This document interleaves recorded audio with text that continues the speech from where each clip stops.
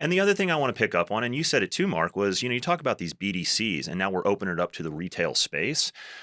I always have a little bit of skepticism when I start to see these types of trends. I think over the last couple of years, and when we're out talking with financial professionals, we're out talking with investors, how many questions on private credit have we started to get, right? And when I see things go from that sovereign wealth fund to institutions to foundations, endowments to financial professionals to packaged up for retail, I always have a little bit of skepticism and a red flag goes up. And that's actually the reason that I brought this book here. Are you ready for me Yeah, to yeah, absolutely. It's been staring me down the whole time.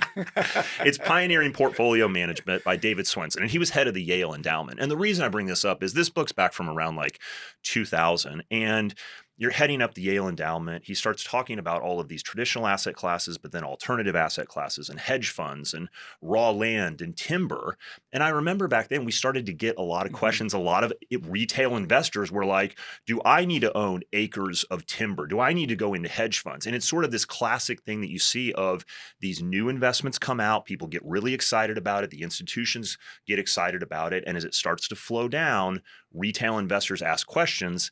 It may not be necessarily the best thing for your portfolio because you're not managing the Yale Endowment. You don't have access to those deals. You don't have the staff to analyze it. And you also may not have the horizon to hold it for that period. So there are different types of investors that are out there. You don't have to sort of like match up what this part of the market's doing with what you may be doing.